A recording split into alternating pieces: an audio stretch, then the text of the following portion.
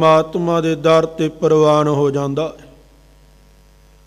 ਜੋ ਚੰਦਨ ਨਿਕਟ ਵਸੈ ਏਰੰਡ ਬਾਪੁਰਾ, ਤਿਉ ਸਤ ਸੰਗਤ ਮਿਲ ਪਤਿਤ ਪਰਵਾਨ।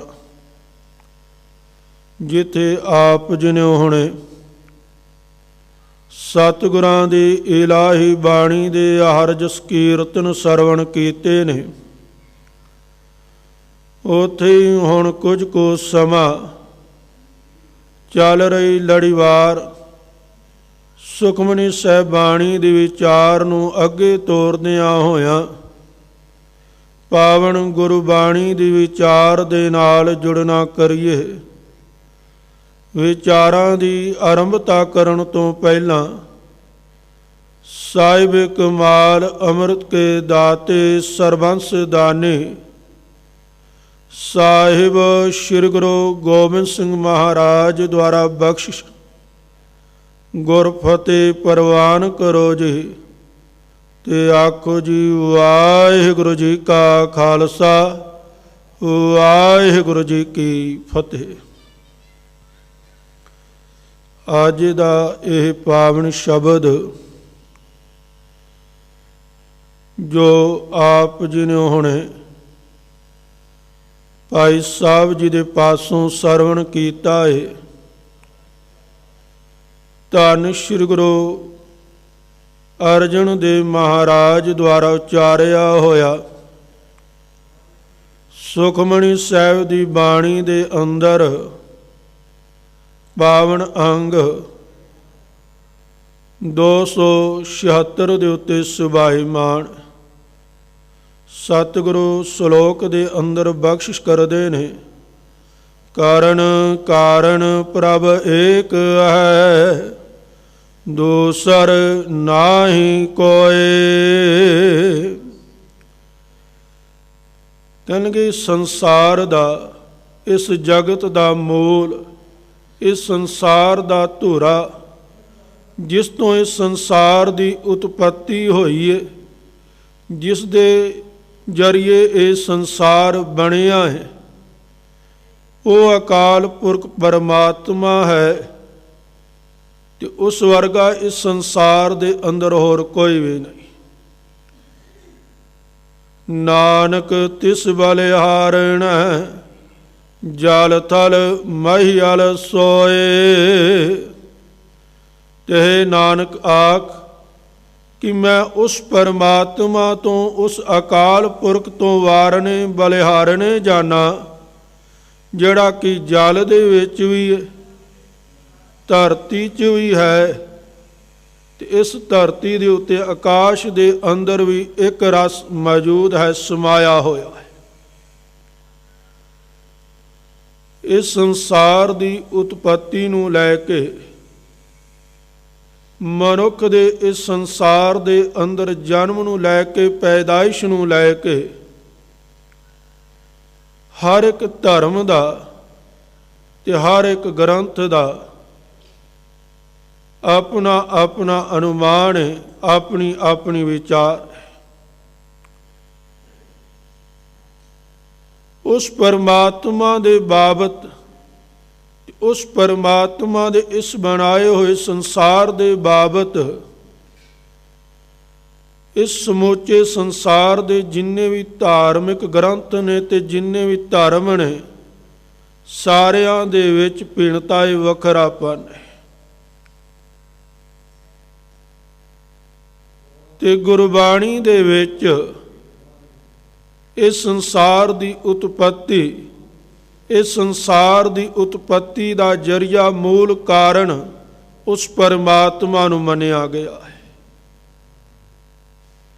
ਕਿ ਉਸ ਪਰਮਾਤਮਾ ਤੋਂ ਹੀ ਇਸ ਸੰਸਾਰ ਦੀ ਉਤਪੱਤੀ ਹੋਈ ਹੈ, ਇਸ ਸੰਸਾਰ ਦਾ ਨਿਰਮਾਣ ਹੋਇਆ ਹੈ। ਮੂਲ ਜਿਸ ਤੋਂ ਬਣਿਆ ਹੈ ਇਹ ਮਾਇਕ, ਇਸ ਮਾਇਕ ਦਾ ਜਿਹੜਾ ਸਟੈਂਡ ਹੈ, ਇਸ ਸਟੈਂਡ ਦਾ ਮੂਲ ਸਵਰੂਪ ਜਿਹੜਾ ਹੈ ਉਹ ਲੋਹਾ ਹੈ, ਸਟੀਲ ਹੈ। ਤੇ ਇਹ ਜਿਹੜਾ ਹੈ ਉਸ ਤੋਂ ਬਣਿਆ ਹੈ, ਉਸ ਧਾਤੂ ਤੋਂ ਇਸ ਦਾ ਨਿਰਮਾਣ ਹੋਇਆ ਹੈ। ਤੇ ਮਾਈਕ ਜਿਸ ਦੇ ਜਰੀਏ ਆਪ ਤੱਕ ਇਹ ਆਵਾਜ਼ ਪਹੁੰਚ ਰਹੀ ਹੈ, ਸਾਊਂਡ ਪਹੁੰਚ ਰਿਹਾ ਹੈ, ਧੁਨੀ ਪਹੁੰਚ ਰਹੀ ਹੈ, ਇਸ ਦਾ ਮੂਲ ਸਰੂਪ ਜਿਹੜਾ ਜ਼ਿਆਦਾਤਰ ਪਲਾਸਟਿਕ ਦੀ ਧਾਤੂ ਤੋਂ ਬਣਿਆ। ਇਸੇ ਤਰ੍ਹਾਂ ਇਸ ਸੰਸਾਰ ਦਾ ਮੂਲ ਸਰੂਪ ਜਿਹੜਾ ਹੈ ਉਹ ਅਕਾਲ ਪੁਰਖ ਪਰਮਾਤਮਾ ਹੈ, ਜਿਸ ਤੋਂ ਇਸ ਸੰਸਾਰ ਦੀ ਉਤਪਤੀ ਹੋਈ, ਇਹ ਸੰਸਾਰ ਬਣਿਆ।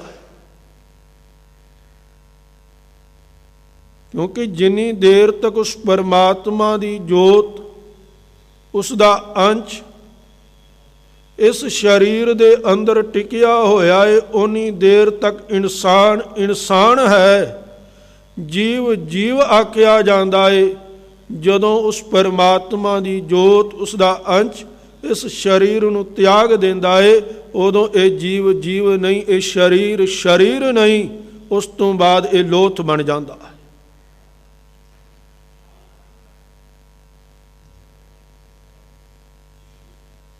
ਜਦੋਂ ਮੂਲ ਤੋਂ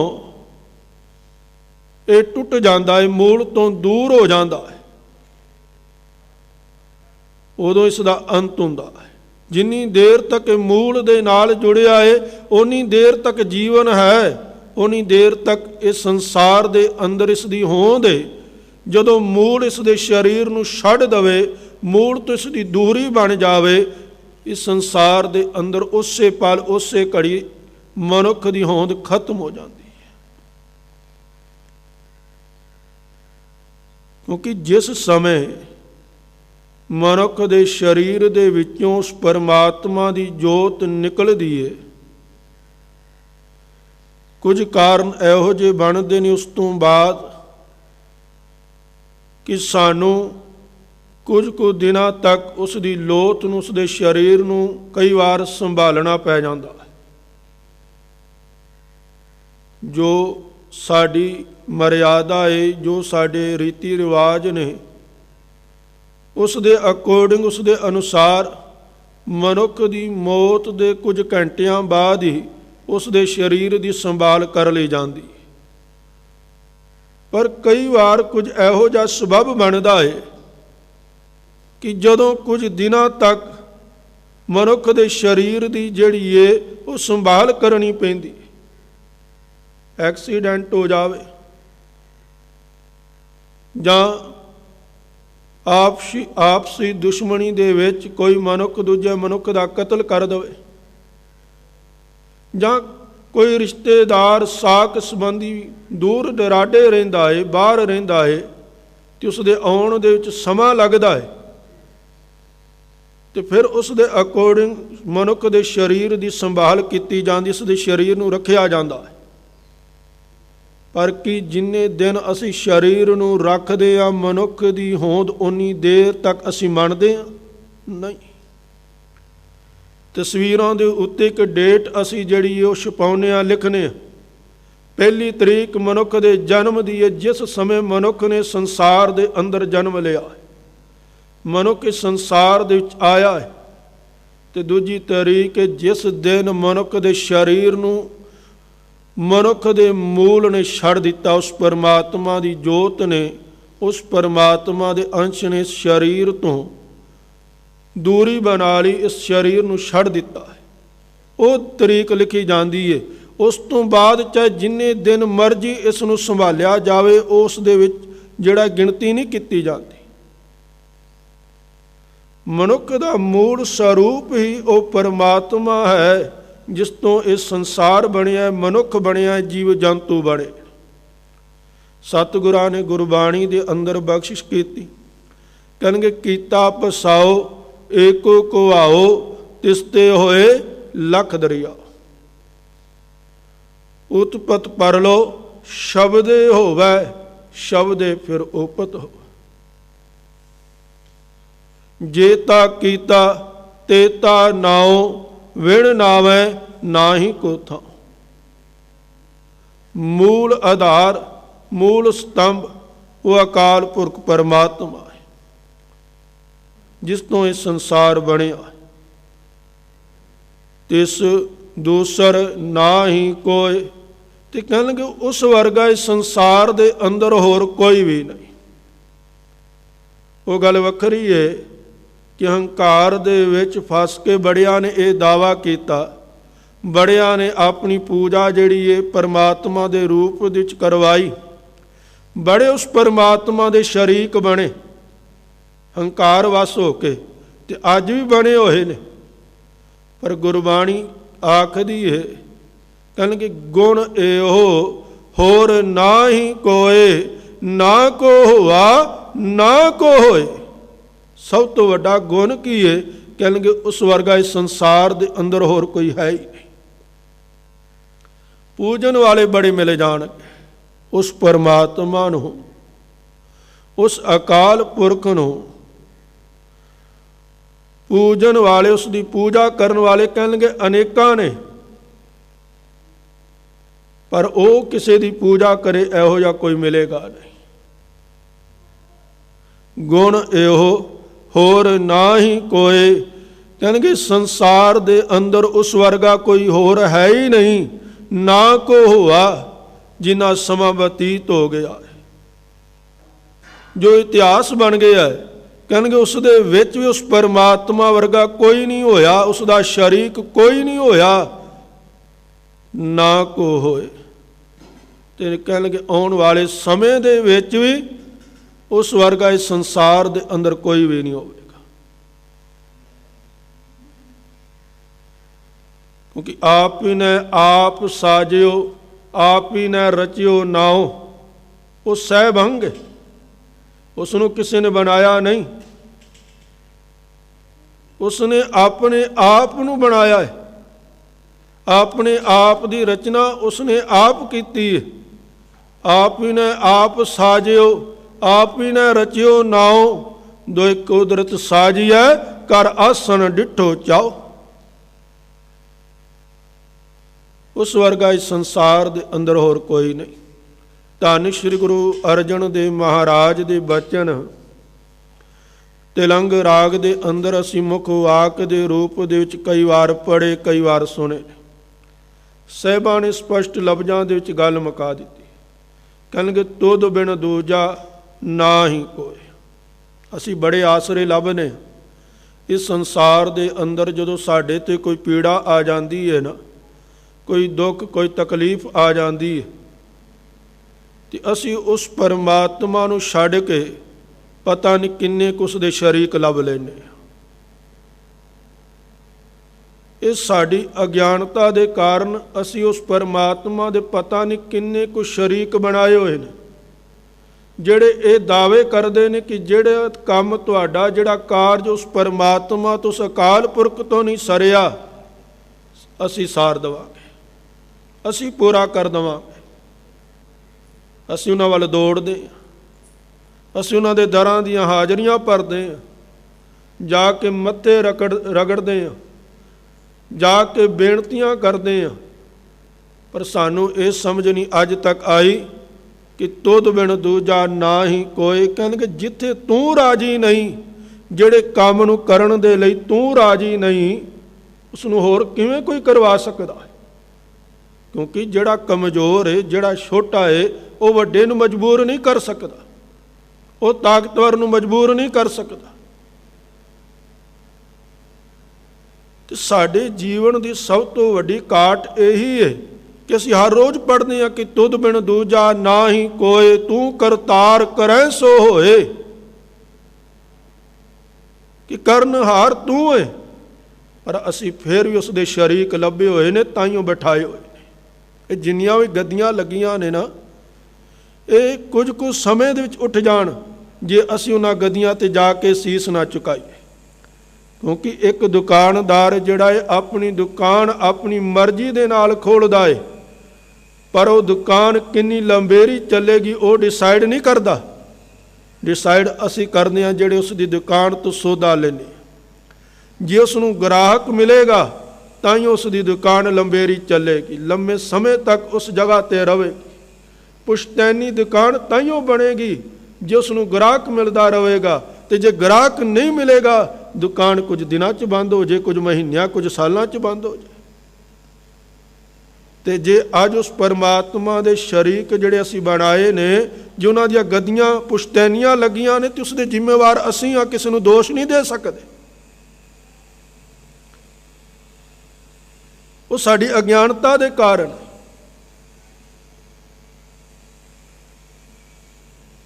ਕਿਉਂਕਿ ਦੁਕਾਨ ਤੋਂ ਉਨੀ ਦੇਰ ਤੱਕ ਚੱਲੇਗੀ ਨਾ ਜਿੰਨੀ ਦੇਰ ਤੱਕ ਗ੍ਰਾਹਕ ਪੈ ਰਿਹਾ। ਜੇ ਦੁਕਾਨ ਨੂੰ ਗ੍ਰਾਹਕ ਹੀ ਨਾ ਮਿਲੇ, ਸੌਦਾ ਖਰੀਦਣ ਵਾਲਾ ਹੀ ਨਹੀਂ ਆਵੇਗਾ ਦੁਕਾਨ ਤੇ ਦੁਕਾਨਦਾਰ ਕਿੰਨੇ ਕੁ ਦਿਨ ਵੇਖੇਗਾ? ਕੁਝ ਦਿਨ, ਜ਼ਿਆਦਾ ਤੋਂ ਜ਼ਿਆਦਾ 2-3 ਮਹੀਨੇ। ਪਰ ਪੁਸ਼ਤੈਨੀ ਉਦੋਂ ਹੀ ਬਣਦੀ ਹੈ ਜਦੋਂ ਉਸ ਨੂੰ ਗ੍ਰਾਹਕ ਜਿਹੜਾ ਪੁਸ਼ਤੈਨੀ ਪੈਣਾ ਸ਼ੁਰੂ ਹੋ ਜਾਵੇ। ਜਿੱਥੋਂ ਸਾਡੇ ਮਾਂ ਪਿਓ ਸਾਡੇ ਵਡੇਰਿਆਂ ਨੇ ਸੌਦਾ ਖਰੀਦਿਆ, ਅਸੀਂ ਉਸ ਦੁਕਾਨ 'ਤੇ ਜਾਂਦੇ ਹਾਂ, ਉਹ ਦੁਕਾਨ ਪੁਸ਼ਤੈਨੀ ਤਾਈਓਂ ਬਣਦੀ ਹੈ। ਅਤੇ ਜਿਹੜੀ ਗਲਤੀ ਸਾਡੇ ਵੱਡੇ ਵਡੇਰਿਆਂ ਨੇ ਕੀਤੀ, ਅਸੀਂ ਵੀ ਉਹੀ ਕਰ ਰਹੇ ਹਾਂ। ਪਰ ਸਤਿਗੁਰੂ ਬਖਸ਼ਿਸ਼ ਕਰ ਰਹੇ ਨੇ, ਕਹਿੰਦੇ ਦੂਸਰ ਨਾ ਹੀ ਕੋਇ, ਉਸ ਵਰਗਾ ਕੋਈ ਹੈ ਹੀ ਨਹੀਂ। ਇਹ ਅਸਲ ਸੱਚ ਹੈ। ਤੁਧ ਬਿਨ ਦੂਜਾ ਨਾ ਹੀ ਕੋਇ, ਤੂੰ ਕਰਤਾਰ ਕਰੈ ਸੋ ਹੋਏ। ਤੇਰਾ ਜੋਰ ਤੇਰੀ ਮਨ ਟੇਕ, ਸਦਾ ਸਦਾ ਜਪ ਨਾਨਕ ਏਕ। ਤੇ ਧੰਨ ਸ਼੍ਰੀ ਗੁਰੂ ਰਾਮਦਾਸ ਮਹਾਰਾਜ ਦੇ ਬਚਨ ਤਾਂ ਅਸੀਂ ਹਰ ਰੋਜ਼ ਪੜ੍ਹਦੇ ਹਾਂ, ਪਰ ਵਿਚਾਰੇ ਕਿੰਨੇ ਕੁ ਨੇ, ਇਹ ਸਮਝ ਦੇ ਵਿੱਚ ਨਹੀਂ ਆਇਆ।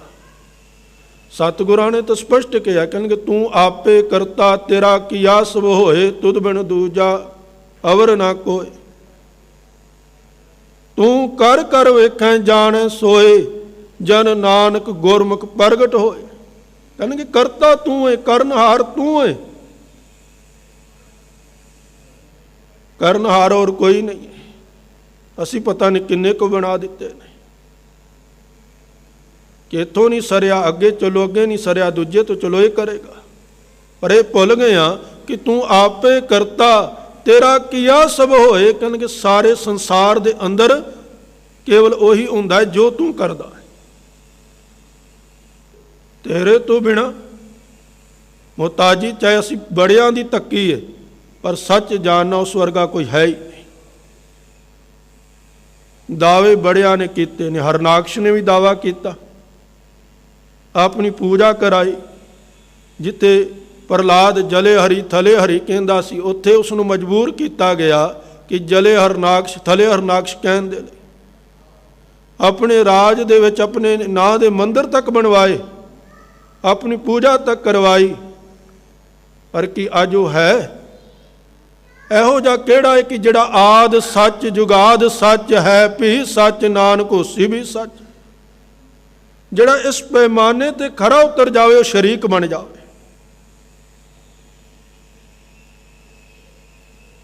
ਕੋਈ ਹੈ ਇਹੋ ਜਿਹਾ ਕਿ ਜਿਹੜਾ ਇਸ ਪੈਮਾਨੇ ਤੇ ਖਰਾ ਉਤਰ ਸਕਦਾ? ਕਿਉਂਕਿ ਸਤਿ ਦੀ ਉਤਪਤੀ ਜਿਹੜੀ ਉਹ ਗਰਭ ਤੋਂ ਹੀ ਹੈ। ਸਹਿਬੰਗ ਤਾਂ ਕੋਈ ਹੈ ਹੀ ਨਹੀਂ। ਤੇ ਜਦੋਂ ਸਹਿਬੰਗ ਹੀ ਨਹੀਂ ਕੋਈ, ਨਿਰਭਉ ਨਹੀਂ ਕੋਈ, ਕੋਈ ਨਿਰਵੈਰ ਨਹੀਂ ਕੋਈ, ਅਕਾਲ ਮੂਰਤ ਨਹੀਂ ਕੋਈ, ਸਹਿਬੰਗ ਨਹੀਂ ਕੋਈ, ਤੇ ਫਿਰ ਸ਼ਰੀਕ ਕਿਵੇਂ ਬਣੇ? ਪਰ ਅਸੀਂ ਬਣਾ ਦਿੱਤੇ ਨੇ। ਤੇ ਸਤਿਗੁਰੂ ਬਖਸ਼ਿਸ਼ ਕਰ ਦੇਣ, ਕਹਿੰਦੇ ਦੂਸਰ ਨਾ ਹੀ ਕੋਏ, ਨਾਨਕ ਤਿਸ ਬਲਿਹਾਰਣ, ਜਲ ਥਲ ਮਹੀਅਲ ਸੋਏ। ਹੁਣ ਇਹੋ ਜਿਹਾ ਸ਼ਰੀਕ ਕਿਹੜਾ ਲੱਭ ਲਵਾਂਗੇ ਅਸੀਂ? ਕਿਉਂਕਿ ਕਰਤਾ ਜਿਹੜਾ ਹੈ ਉਹ ਕੇਵਲ ਤੇ ਕੇਵਲ ਬਣਾ ਸਕਦਾ ਹੈ। ਸਮਝਣਾ ਇਸ ਗੱਲ ਨੂੰ।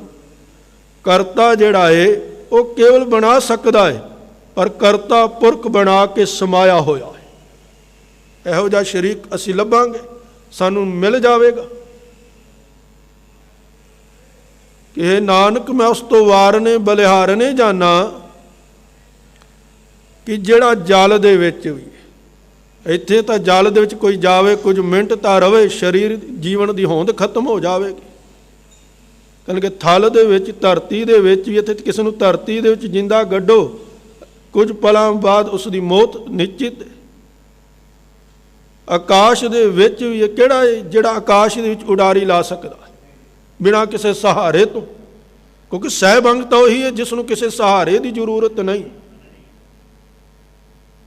ਕਹਿਣ ਨੂੰ ਤਾਂ ਅਸੀਂ ਕਹਿੰਦੇ ਹਾਂ ਨੇ ਕਿ ਅਸੀਂ ਆਤਮ ਨਿਰਭਰ ਹੋ ਗਏ ਹਾਂ। ਜਦੋਂ ਸਾਡਾ ਕੰਮ ਚੱਲ ਪੈਂਦਾ ਹੈ, ਕਾਰੋਬਾਰ ਚੱਲ ਪੈਂਦਾ ਹੈ, ਸਾਨੂੰ ਚੰਗੀ ਨੌਕਰੀ ਮਿਲ ਜਾਂਦੀ ਹੈ, ਅਸੀਂ ਕਹਿ ਦਿੰਦੇ ਹਾਂ ਕਿ ਮੈਂ ਆਤਮ ਨਿਰਭਰ ਹੋ ਗਿਆ, ਮੈਨੂੰ ਹੁਣ ਕਿਸੇ ਦੀ ਜ਼ਰੂਰਤ ਨਹੀਂ।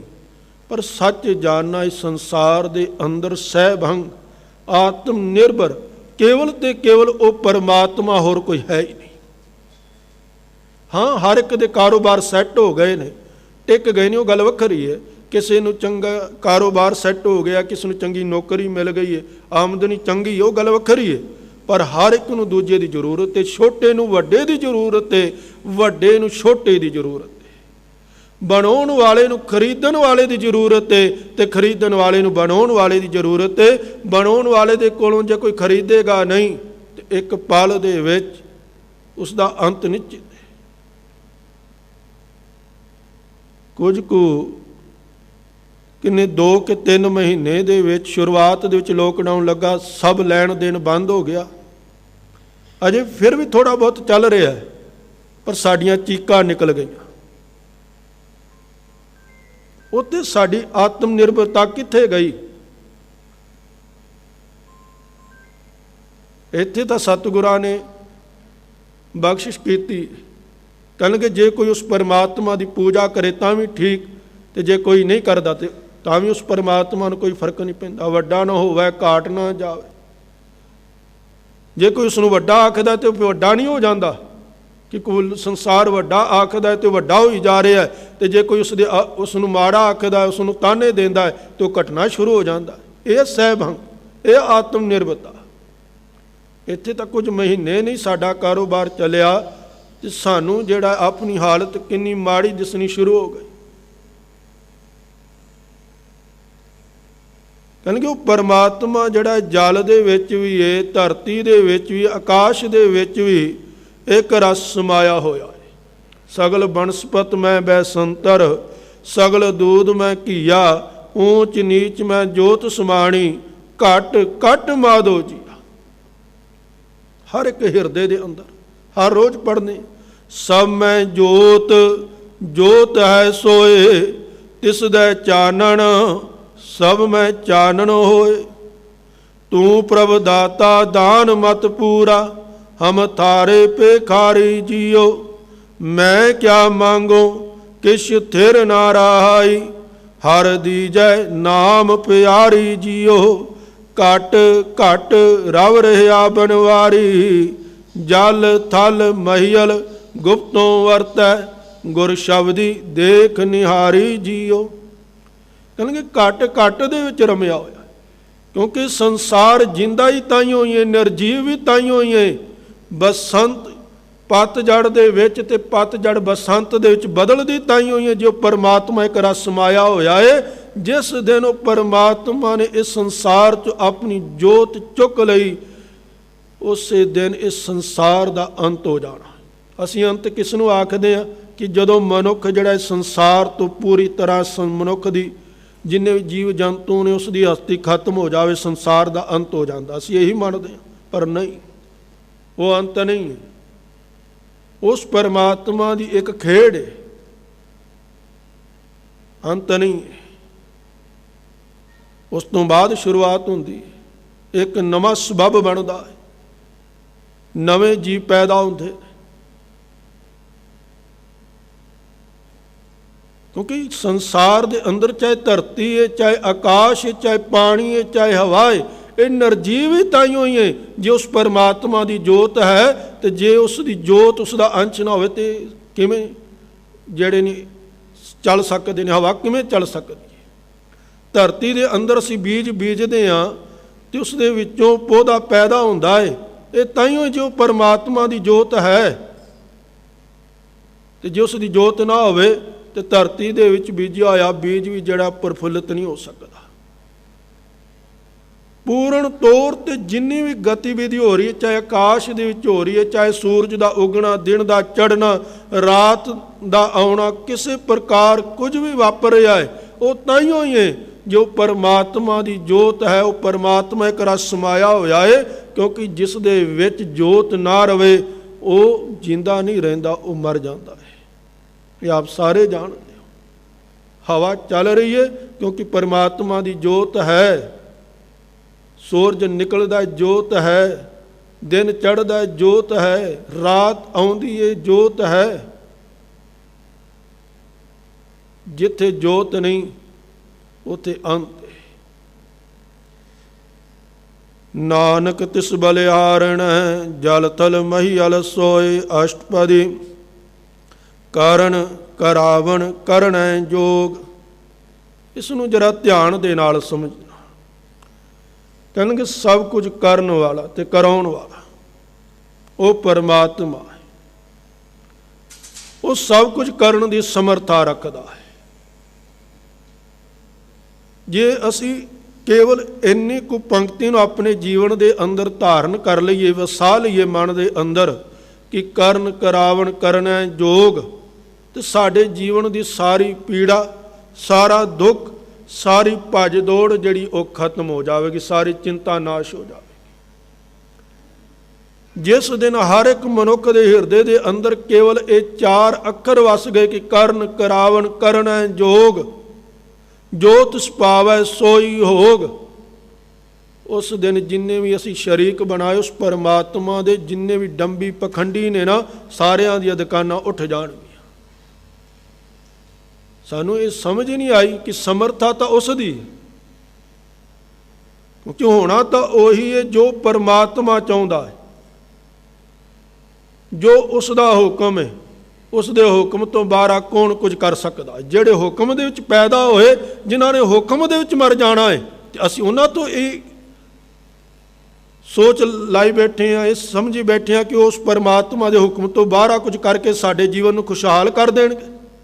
ਕੀ ਹੋ ਸਕਦਾ? ਕਿਉਂਕਿ ਜਿਸ ਜਾਨਵਰ ਨੂੰ ਉਸ ਦੇ ਮਾਲਕ ਨੇ ਆਪ ਰੱਸੀ ਦੇ ਨਾਲ ਬੰਨ੍ਹਿਆ ਹੋਇਆ, ਕਿੱਲੇ ਦੇ ਨਾਲ ਬੰਨ੍ਹ ਲਿਆ ਏ, ਹੁਣ ਉਹ ਦੂਜੇ ਜਾਨਵਰਾਂ ਨੂੰ ਕੀ ਖੋਲ੍ਹ ਸਕਦਾ? ਉਸ ਦੀ ਕੈਦ ਤੋਂ ਆਜ਼ਾਦ ਕਰਾ ਸਕਦਾ? ਜਿਹੜਾ ਆਪ ਪਕੜ ਦੇ ਵਿੱਚ, ਆਪ ਕੈਦ ਦੇ ਵਿੱਚ, ਕਿਉਂਕਿ ਕੈਦ ਦੇ ਵਿੱਚੋਂ ਤਾਂ ਉਹੀ ਛਡਾਉਣਗੇ ਨਾ ਜਿਹੜੇ ਕੈਦ ਚੋਂ ਰਿਹਾ ਨੇ, ਬਾਹਰ ਨੇ।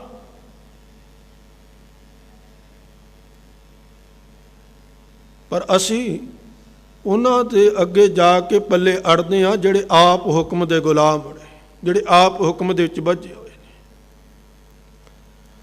ਕਹਿੰਦੇ ਪਰਮਾਤਮਾ ਸਭ ਕੁਝ ਕਰਨ ਦੀ ਸਮਰੱਥਾ ਰੱਖਦਾ ਹੈ। ਸਮਰੱਥਾ ਕਿੰਨੀ ਵੱਡੀ ਹੈ! ਸਤਿਗੁਰਾਂ ਨੇ ਗੁਰਬਾਣੀ ਦੇ ਅੰਦਰ ਬਖਸ਼ਿਸ਼ ਕੀਤੀ। ਕਹਿੰਦੇ ਨਦੀਆਂ ਦੇ ਵਿੱਚ ਪਾਣੀ ਹੈ ਨਾ, ਪਾਣੀ ਦੇ ਨਾਲ ਭਰੀਆਂ ਹੋਈਆਂ ਨੇ। ਨਦੀਆਂ ਦਾ ਸਵਰੂਪ ਪਾਣੀ, ਪਾਣੀ ਤੋਂ ਬਿਨਾਂ ਉਹ ਰੇਤ। ਪਰ ਕਹਿੰਦੇ ਪਰਮਾਤਮਾ ਨਦੀਆਂ ਨੂੰ ਸੁਕਾ ਕੇ, ਉਹਨਾਂ ਦੇ ਪਾਣੀ ਨੂੰ ਸੁਕਾ ਕੇ ਉਹਨਾਂ ਦੇ ਵਿੱਚ ਟੋਏ ਭਰ ਸਕਦਾ ਹੈ। ਤੇ ਜਿੱਥੇ ਕਦੇ ਇੱਕ ਪਾਣੀ ਦੀ ਬੂੰਦ ਨਹੀਂ ਵਰਕਦੀ ਮਾਰੂਥਲ ਦੀ ਧਰਤੀ ਤੇ, ਕਹਿੰਦੇ ਉੱਥੇ ਉਹ ਪਰਮਾਤਮਾ ਪਾਣੀ ਪੈਦਾ ਕਰ ਸਕਦਾ ਹੈ। ਕੀੜਾ ਥਾਪ ਦੇ ਪਾਤਸ਼ਾਹੀ, ਕਹਿੰਦੇ ਜਿਹੜੇ ਕੀੜਿਆਂ ਦੇ ਤੁਲ ਜਿਨ੍ਹਾਂ ਦਾ ਜੀਵਨ ਹੈ, ਜਿਨ੍ਹਾਂ ਨੂੰ ਸੰਸਾਰ ਤਿਰਸਕਾਰ ਕਰਦਾ, ਜਿਨ੍ਹਾਂ ਨੂੰ ਮਾੜੇ ਆਖਦਾ ਹੈ, ਕਹਿੰਦੇ ਉਹਨਾਂ ਨੂੰ ਪਾਤਸ਼ਾਹ ਬਣਾ ਸਕਦਾ ਹੈ। ਲਸ਼ਕਰ ਕਰੇ ਸਵਾ ਤੇ ਢੇਰਾਂ ਦੇ ਢੇਰ, ਕਹਿੰਦੇ ਲੱਖਾਂ ਦੀ ਗਿਣਤੀ ਦੇ ਵਿੱਚ ਲਸ਼ਕਰ ਜਿਹੜੇ ਨੇ, ਸੈਨਾ ਜਿਹੜੀ ਇੱਕ ਪਲ ਦੇ ਵਿੱਚ ਖਤਮ ਕਰ ਸਕਦਾ ਹੈ। ਇੰਨੀ ਸਮਰੱਥਾ ਉਸ ਪਰਮਾਤਮਾ ਦੇ ਵਿੱਚ। ਹਰ ਜੁਗ ਜੁਗ ਭਗਤ ਉਪਾਇਆ, ਫੈਜ ਰੱਖਦਾ ਆਇਆ ਰਾਮ ਰਾਜੇ। ਹਰ ਨਾਕਸ਼ ਦੁਸ਼ਟ ਹਰ ਮਾਰਿਆ, ਪ੍ਰਹਲਾਦ ਤਰਾਇਆ। ਇਹ ਸਮਰੱਥਾ ਉਸ ਪਰਮਾਤਮਾ ਦੀ, ਜਿਸ ਹਰਨਾਕਸ਼ ਨੂੰ ਉਸ ਸਮੇਂ ਦਾ ਸੰਸਾਰ ਪਰਮਾਤਮਾ ਦੇ ਰੂਪ ਦੇ ਵਿੱਚ ਪੂਜਦਾ ਹੈ, ਜਿਸ ਦੇ ਡਰ ਤੋਂ, ਜਿਸ ਦੇ ਭੈ ਤੋਂ ਪ੍ਰਹਲਾਦ ਨੂੰ ਪੜ੍ਹਾਉਣ ਵਾਲੇ ਵੀ ਜਿਹੜੇ ਨੇ ਉਹ ਇਹ ਪੜ੍ਹਾਉਂਦੇ ਨੇ ਕਿ ਪਰਮਾਤਮਾ ਹਰਨਾਕਸ਼ ਹੈ। ਜਲੇ ਦੇ ਵਿੱਚ, ਥਲੇ ਦੇ ਵਿੱਚ ਹਰਨਾਕਸ਼ ਦਾ ਵਾਸਾ ਹੈ, ਤੇ ਜਿਸ ਦੇ ਅੱਗੇ ਕੋਈ ਬੋਲਣ ਲਈ ਤਿਆਰ ਨਹੀਂ। ਕਹਿੰਦੇ ਉਸ ਪਰਮਾਤਮਾ ਦੀ ਇਹ ਸਮਰੱਥਾ ਹੈ ਕਿ ਉਸ ਹਰਨਾਕਸ਼ ਨੂੰ ਮਾਰ ਕੇ ਉਸ ਪਰਮਾਤਮਾ ਨੇ ਪ੍ਰਹਲਾਦ ਦਾ ਰਾਜ ਸਥਾਪਿਤ ਕੀਤਾ ਹੈ।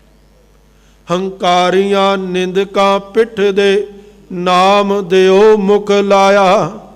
ਹੁਣ ਇਦੋਂ ਵੱਡੀ ਸਮਰੱਥਾ ਕੀ ਹੋ ਸਕਦੀ? ਕੋਈ ਕਰ ਸਕਦਾ ਇਹੋ ਜਿਹਾ ਕਿ ਹਸਤ ਖੇਲਤ ਤੇਰੇ ਦੋਹਰੇ ਆਇਆ, ਭਗਤ ਕਰਤ ਨਾਮਾ ਪਕੜ ਉਠਾਇਆ। ਹਿਨੜੀ ਜਾਤ ਮੇਰੀ ਜਾਦਮ ਰਾਇਆ, ਛਿਪੇ ਕੇ ਜਨਮ ਕਾਹੇ ਕੋ ਆਇਆ। ਆਪ ਸਾਰੇ ਜਾਣਦੇ ਹੋ कि स्पष्ट लफ्ज़ां दे विच भगत जी ने बयान किया कि परमात्मा मैं तेरे दर ते तेरी बंदगी लई आया, नीवीं जात दा होण करके मैनू तेरे दर तो धक्के मार के बाहर कढ़ दिता गया कि तैनूं अधिकार ही नहीं, तू बंदगी कर ही नहीं सकता। क्योंकि वर्ण वंड के अनुसार भगत नामदेव का जिस वंड दे विच जिस वर्ण दे विच जन्म होया उस दे अनुसार उन्होंने पूजा करन दा बंदगी करन दा अधिकार ही नहीं। ते धक्के दे के मंदिर दे विचों बाहर कढ़िया गया। ते अगे की है, फेर दिया दोहरा नामे को पांडियन को पिछरावला। ये समर्था उस परमात्मा दी। गोबिंद गोबिंद गोबिंद संग नाम दियो मन लीना, आड़ दाम को शीपरो होयो लाखीना, बुनना तनना त्याग कै प्रीत चरण कबीरा, नीच कुला जो लाहरा पयो गुणी गहीरा। यह समर्था उस परमात्मा। तिन मैं नीच कीट को राज, पार ब्रह्म गरीब निवाज, करन करावन करना जोग, जो तिस भावै सोई होग। कहणगे संसार दे अंदर वो हुंदा है जो उस परमात्मा नूं भाउंदा है, जो उसनूं चंगा लगदा है। असीं हर रोज़ पढ़दे हैं, जो तिस भावै सोई करसी, तू करता सचियार मैडा साईं, जो तू भावै सोई थिसी। उस दे अगे जोर नहीं है, आखण जोर कहणगे मनुख दे बोलण तक, मनुख दे कुछ बयान करन तक। मनुख जे मैं हुण बोल रहा, मैं आखां कि जो उस परमात्मा की मर्जी नहीं कि इस लफ्ज़ तो अगे मैं कुछ बोल सकां, कि चाह के मैं कुछ बोल सकदा।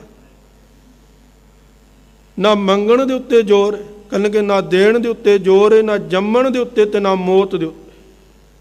आखण जोर आखण ना जोर, चुपै ना जोर, जोर ना मंगण देन ना जोर, जोर ना जीवन मरण है जोर, जोर ना राज माल मनशोर। ते आखिर दे विच की आख्या, जिस हथ जोर कर वेखै सोई, जो तिस भावै सोई होग। कहणगे जो उसनूं चंगा लगदा है उही संसार दे विच हुंदा है। खिन मैं थाप उथापण हारा, कहणगे एक पल दे विच वो पैदा करन वाला है, बनाउण वाला है, एक पल दे विच नाश करन वाला है। खिन मैं थाप उथापदा आपन हाथ मतात, कहणगे पल दे विच उसने इस संसार नूं बनाया है, पल दे विच इस संसार दा नाश कर सकदा है। ते आखिरला फैसला जिथे किसी का जोर नहीं चलेगा, आपन हाथ मतात, कहणगे उस परमात्मा ने अपने हाथ दे विच रखिया। अंत नहीं किश पारावारा, तो कहणगे उस परमात्मा का कोई अंत नहीं पा सकता, क्योंकि अंत ना कहण दे नाल नहीं, अंत ना सिफती कहन ना अंत, अंत ना करना देन ना अंत, अंत ना वेखण सुनन ना अंत, अंत ना जापै क्या मन मंत, अंत ना जापै कीता आकार, अंत ना जापै पारावार, अंत कारण के ते बिल लाहे। किन्नियां ने जतन किया है पर ताके अंत ना पाए जाए। उस परमात्मा का कोई अंत नहीं पा सकता। कीमत पाए ना कहा जाए, कहने वाले तेरे रहे समाए, हुक्म धार अदर्व रहावै। कहणगे परमात्मा ने इस पूरे संसार नूं, इस जर्रे जर्रे नूं अपने हुक्म दे विच, अपने कानून दे विच टिकाया होया। किसी बलद दे ਸਿੰਘਾਂ ਦੇ ਉੱਤੇ ਧਰਤੀ नहीं टिकी, ये संसार नहीं टिकिया, बल्कि उस परमात्मा के हुक्म के अंदर बजा होया है। हवा जिहड़ी है उसका काम है हवा देना, वो हवा दे रही, उस तो उल्ट नहीं चल सकती। अग का काम है साड़ना, वो जिवें उसके संपर्क दे विच कोई आउंदा पल जो साड़ के सुआह कर देंदी, कि अग ने अपने कर्म तो कदी मनाही कीती। हुक्म दे विच, नियम दे विच टिका के उस परमात्मा ने इस संसार नूं बनाया। सतगुरां ने आसा दी वार दे अंदर बख्शिश कीती, कहणगे कला धार धरी जिन धरना। उसे परमात्मा ने कहणगे इस संसार दे अंदर जिहड़ा उपर आकाश है, उस आकाश नूं हुक्म दे विच टिकाया होया। अगन उपाए ਈਂਧਨ ਮੈਂ ਬਾਦੀ।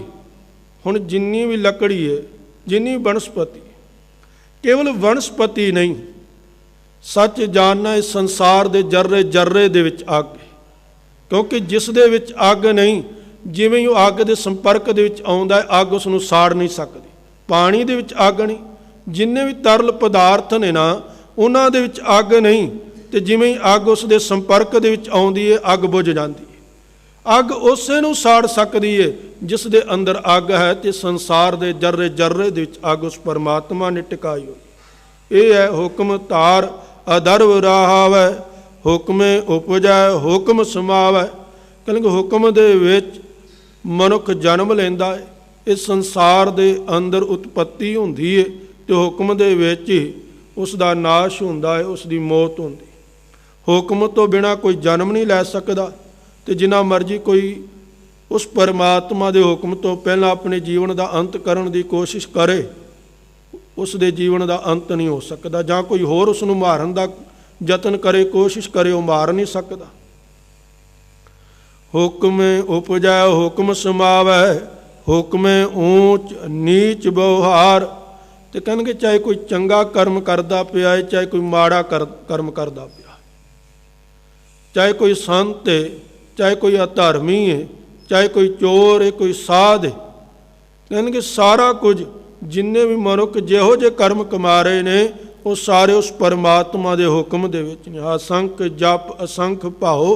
ਤੇ ਦੂਜੇ ਪਾਸੇ ਸਤਿਗੁਰਾਂ ਨੇ ਬਖਸ਼ਿਸ਼ ਕੀਤੀ, ਅਸੰਖ ਚੋਰ ਹਰਾਮ ਖੋਰ। ਕਹਿੰਦੇ ਸਾਰੇ ਜਿਹੜੇ ਨੇ ਉਸ ਪਰਮਾਤਮਾ ਦੇ ਹੁਕਮ ਦੇ ਵਿੱਚ ਬੱਝੇ ਹੋਏ ਨੇ। ਹੁਕਮ ਹੈ ਨਿਕ ਰੰਗ ਪ੍ਰਕਾਰ। ਤੇ ਉਸ ਪਰਮਾਤਮਾ ਨੇ ਇਸ ਸੰਸਾਰ ਦੇ ਅੰਦਰ ਆਪਣੇ ਹੁਕਮ ਦੇ ਵਿੱਚ ਹੀ ਅਨੇਕਾਂ ਤਰ੍ਹਾਂ ਦੇ ਕੋਤਕ, ਅਨੇਕਾਂ ਤਰ੍ਹਾਂ ਦੀਆਂ ਖੇਡਾਂ ਜਿਹੜੀਆਂ ਨੇ ਉਹ ਵਰਤਾਈਆਂ ਹੋਈਆਂ। ਕਿਤੇ ਜਿਹੜੇ ਜਨਮ ਦੇਣ ਵਾਲੀ ਮੌਤ ਦਾ ਕਾਰਨ ਬਣ ਜਾਂਦੇ ਨੇ, ਤੇ ਕਿਤੇ ਮੌਤ ਜਿਸ ਤੋਂ ਇਹ ਡਰ ਕਿ ਮੇਰੀ ਮੌਤ ਹੋ ਸਕਦੀ ਹੈ, ਉਹੀ ਜਿਹੜਾ ਜੀਵਨ ਨੂੰ ਬਚਾਉਣ ਵਾਲਾ ਬਣ ਜਾਂਦਾ, ਉਹੀ ਦਾਤਾ ਬਣ ਜਾਂਦਾ। ਕਹਿੰਦੇ ਇਸੇ ਤਰ੍ਹਾਂ ਦੀਆਂ ਸਾਰੀਆਂ ਖੇਡਾਂ ਜਿਹੜੀਆਂ ਉਸ ਪਰਮਾਤਮਾ ਦੇ ਹੁਕਮ ਦੇ ਵਿੱਚ ਹੋ ਰਹੀਆਂ ਨੇ। ਕਰ ਕਰ ਦੇਖੈ ਆਪਣੀ ਵਡਿਆਈ। ਉਹ ਪਰਮਾਤਮਾ ਨੇ ਇਸ ਸੰਸਾਰ ਨੂੰ ਬਣਾ ਬਣਾ ਕੇ, ਇਸ ਸੰਸਾਰ ਦੇ ਅੰਦਰ ਜੀਵਾਂ ਦੀ ਉਤਪੱਤੀ ਕਰਕੇ ਕੇਵਲ ਉਤਪੱਤੀ ਨਹੀਂ ਕਰਦਾ, ਦੇਖੈ ਉਹਨਾਂ ਨੂੰ ਸੰਭਾਲਦਾ ਵੀ ਹੈ, ਉਹਨਾਂ ਦੀ ਸੰਭਾਲ ਵੀ ਕਰ ਰਿਹਾ ਹੈ। ਕਰਤਾ ਪੁਰਖ ਵੀ ਹੈ ਤੇ ਨਾਲ ਪਾਲਣਹਾਰ ਵੀ। ਤੁਮ ਦਾਤੇ ਠਾਕੁਰ ਪ੍ਰਤਪਾਲਕ, ਨਾਇਕ ਖਸਮ ਹਮਾਰੇ, ਨਿਮਕ ਨਿਮਕ ਤੁਮ ਹੀ ਪ੍ਰਤਪਾਲੋ, ਹਮ ਬਾਰਕ ਤੁਮਰੇ ਤਾਰ। ਕਾਹੇ ਰੇ ਮਨ ਚਿਤ ਮੈਂ ਊਦਮ, ਜਾਂ ਆਹਰ ਹਰ ਜੀਓ ਪਰਿਆ। ਸੈਲ ਪਥਨ ਮੈਂ ਜੰਤ ਉਪਾਏ, ਤਾ ਕਾ ਰਿਜਕ ਆਗੇ ਕਰਤਾ ਰਿਹਾ। ਊਡੈ ਉੜ ਆਵੈ ਸਹਿ ਕੋਸਾਂ, ਤਿਸ ਪਾਛੇ ਬਚਰੇ ਸ਼ਰਿਆ।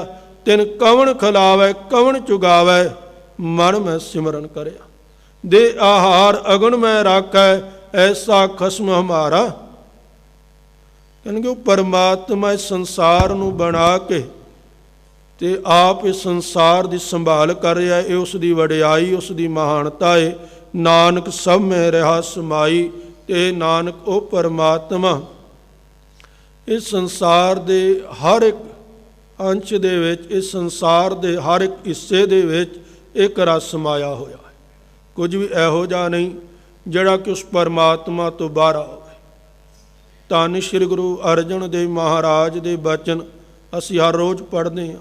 ਮੁੱਖ ਵਾਕ ਦੇ ਰੂਪ ਦੇ ਸਾਨੂੰ ਕਈ ਵਾਰ ਪ੍ਰਾਪਤ ਹੁੰਦੇ ਨੇ ਕਿ ਆਦਿ ਪੂਰਨ, ਮੱਧ ਪੂਰਨ, ਅੰਤ ਪੂਰਨ ਪਰਮੇਸ਼ਰ ਹੈ। ਸਿਮਰੰਤ ਸੰਤ ਸਰਬਤਰ ਰਮਨ, ਅਗਨਾਸਨ ਜਗਦੀਸ਼ਰ ਹੈ।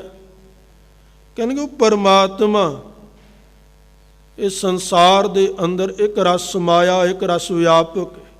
ਜੋ ਇੱਕ ਰਸ ਵਿਆਪਕ ਨਾ ਹੋਵੇ ਨਾ, ਤੇ ਸੰਸਾਰ ਦੀ ਨਾ ਉਤਪੱਤੀ ਹੋ ਸਕਦੀ ਹੈ ਤੇ ਨਾ ਸੰਸਾਰ ਦਾ ਨਾਸ਼ ਹੋ ਸਕਦਾ। ਜਿੰਨਾ ਕੁਝ ਵੀ ਸੰਸਾਰ ਦੇ ਵਿੱਚ ਵਾਪਰਦਾ ਹੈ, ਤਾਈਓ ਵਾਪਰਦਾ ਹੈ ਜੋ ਉਸ ਪਰਮਾਤਮਾ ਦੀ ਜੋਤ ਇਸ ਸੰਸਾਰ ਦੇ ਅੰਦਰ ਟਿਕੀ ਹੈ। ਜਿਸ ਦਿਨ ਜੋਤ ਨਹੀਂ ਰਹੇਗੀ, ਸਾਰਾ ਕੁਝ ਥੰਮ ਜਾਵੇਗਾ, ਰੁਕ ਜਾਵੇਗਾ। ਇਹ ਚਲਾਏ ਮਾਣ ਹੀ ਤਾਈਓ ਹੈ। ਇਹ ਪਰਿਵਰਤਨ ਜਿੰਨਾ ਕੁਝ ਹੋ ਰਿਹਾ ਤਾਈਓ ਹੋ ਰਿਹਾ ਹੈ ਜੋ ਉਸ ਪਰਮਾਤਮਾ ਦੀ ਜੋਤ ਹੈ। ਨਾਨਕ ਸਭ ਮੈਂ ਰਹਾ ਸਮਾਈ। ਤੇ ਨਾਨਕ ਆਖ ਕਿ ਉਹ ਪਰਮਾਤਮਾ ਸੰਸਾਰ ਤੋਂ ਬਾਹਰਾ ਨਹੀਂ, ਬਲਕਿ ਸੰਸਾਰ ਦੇ ਅੰਦਰ ਇੱਕ ਰਸ ਸਮਾਇਆ ਹੋਇਆ ਹੈ। ਸੋ ਧੰਨ ਸ੍ਰੀ ਗੁਰੂ ਅਰਜਨ ਦੇਵ ਮਹਾਰਾਜ ਇਸ ਪਾਵਨ ਅਸ਼ਟਪਦੀ ਦੇ ਪਹਿਲੇ ਬੰਦ ਅੰਦਰ ਇਹੀ ਬਖਸ਼ਿਸ਼ ਕਰ ਰਹੇ ਨੇ ਕਿ ਇਹ ਭਾਈ, ਉਹ ਪਰਮਾਤਮਾ ਜੋ ਇਸ ਸੰਸਾਰ ਦਾ ਮੂਲ ਹੈ, ਜਿਸ ਤੋਂ ਇਸ ਸੰਸਾਰ ਦੀ ਉਤਪੱਤੀ ਹੋਈ ਹੈ, ਉਸ ਵਰਗਾ ਇਸ ਸੰਸਾਰ ਦੇ ਅੰਦਰ ਹੋਰ ਕੋਈ ਨਹੀਂ। ਸਾਰਾ ਕੁਝ ਉਸ ਪਰਮਾਤਮਾ ਨੇ ਹੁਕਮ ਦੇ ਵਿੱਚ ਬੰਨ੍ਹਿਆ ਹੋਇਆ ਹੈ, ਤੇ ਹੁਕਮ ਦੇ ਵਿੱਚ ਬੰਨ੍ਹ ਕੇ ਇਸ ਸੰਸਾਰ ਦੇ ਅੰਦਰ ਇੱਕ ਰਸ ਸਮਾਇਆ ਹੋਇਆ ਹੈ। ਸੋ ਇੰਨੀਆਂ ਕੁ ਵਿਚਾਰਾਂ ਪ੍ਰਵਾਨ ਕਰਨੀਆਂ, ਵਿਚਾਰਾਂ ਕਰਦੀਆਂ ਹੋਈਆਂ ਅਨੇਕਾਂ ਹੀ ਪ੍ਰਕਾਰ ਦੀਆਂ ਗਲਤੀਆਂ ਬਖਸ਼ ਲੈਣੀਆਂ।